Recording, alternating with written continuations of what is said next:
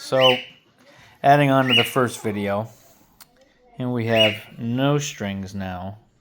The remaining 6 bushings to take out. And we've taken the bridge off just to make it easier to maneuver. And I feel like I wanted to re-intonate it anyways by the time it was done. So I will show a little bit closer of how I'm doing this, just in case there's anybody out there that wants a little more detailed setup for this. Sorry, the lighting isn't very good. But anyways, you want to hold this? Sure. And we'll take view of this. So for the bushings, because you've got this here, you can see the rim of the bushing inside there. So what we're doing, we're taking this punch and I'm just setting it down inside till I can feel the edge of the bushing. Because what they did, and I'll show you on this one because these have already been reamed out a little bit, but Eastman has reamed these out pretty significantly up top to compensate for the thickness of the bushing itself. So as we're going here, I'm just taking a punch and we're just taking a few little right on the edge on either side. Make sure you feel down in there and you can get that. That's why a nice sharp edged punch is nice, the square edge punch. And then we're starting to loosen it up. I can see that coming away from the face there. So a couple more little pops. And we're getting there. It is a tedious process doing this. It is kind of a pain in the neck, but it'll be worth it in the end. So now we're starting to come up here as we're doing that. So one more punch, two more punches, and we'll be out completely. And doing it this way really saves you from scoring up the front of your finish there. So we've got this out. Now this is out.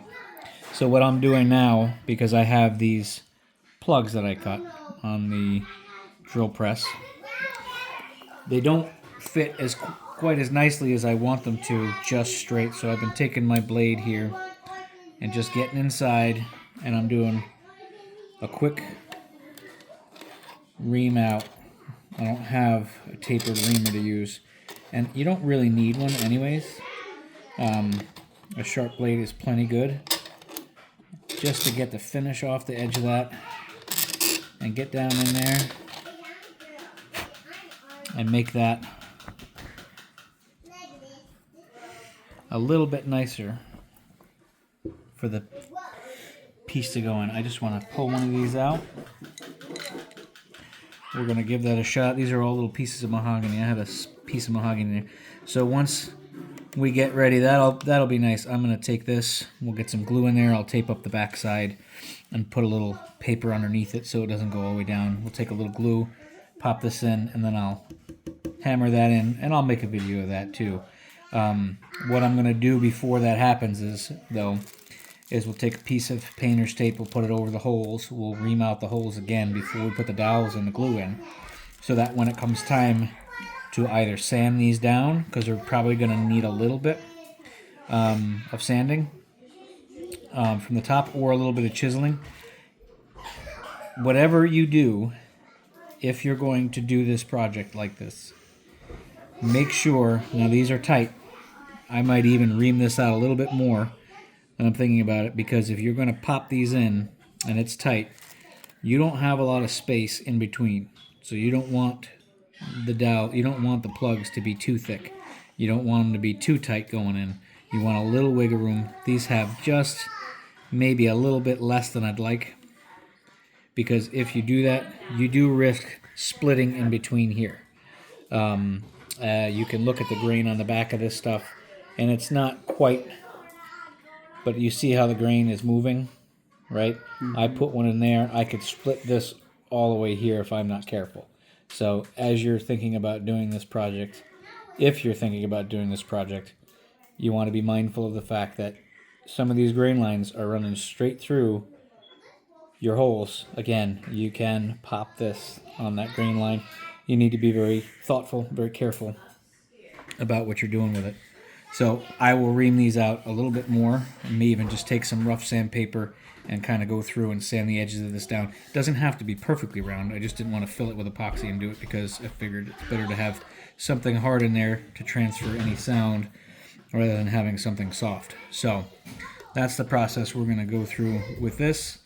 And again, the back end, when it comes down to it, I just went out to the store. I got some plain toothpicks.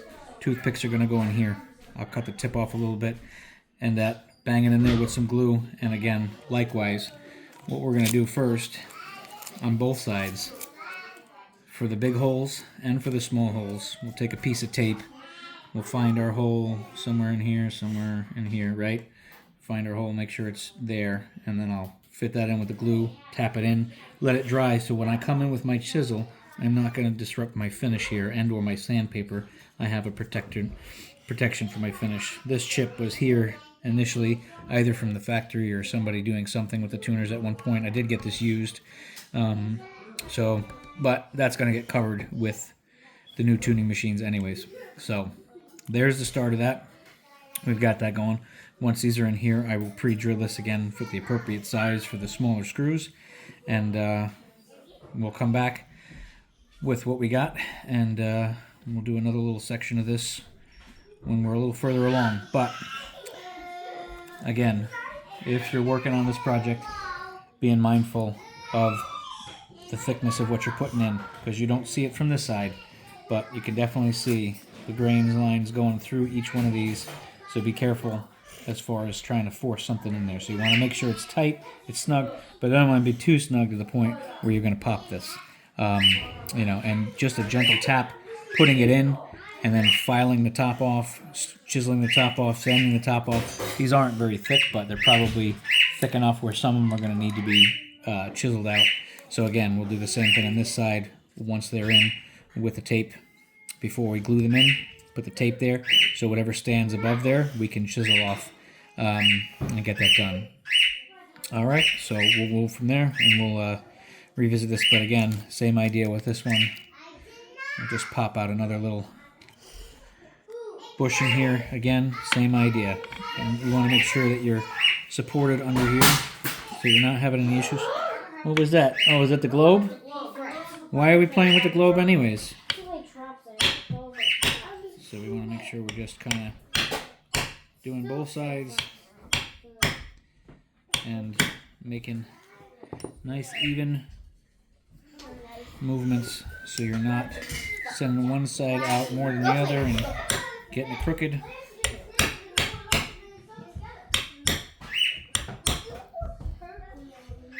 They were starting to come up, another little pop there, and we should be good. Just make sure you're supported here. I don't have the greatest setup. I'm sequestered working on my dining room table here on an old shirt with some laundry towels. So again, we're coming out, but they're coming out nice enough without chipping the finish underneath. Because the shoulders on the bushings for... What you got, buddy? Oh, is it on the counter? Is that broken? You want to throw that in the garbage? No. Yeah, throw it in the garbage because it's broken. We don't need that piece. So the shoulders on the Grovers aren't much smaller than these, but they definitely will just come, if you can see. I don't have anything really pointy. There's a thing. So just right here, there's like a little mark from the old grommet, and they'll just cover that. If not, just come right to the end of it. So that might actually be visible when I'm all said and done. Looks Same thing with this one here, yeah. So there's just a little lip that grommet left when they popped them in. But again, it's negligible, and it's not really that big of an issue when it comes down to it. We're not going for looks, we're going for functionality. The old ones, the Pingwells, the bottom A string on this one just doesn't want to tighten. It gets to a point where it's really, really hard to tighten, so I got these to trade in and do it. So that's that for this one. We'll come back, we'll get another video up when it's all ready to be glued up, and I'll show you that process, and we'll go from there. All right.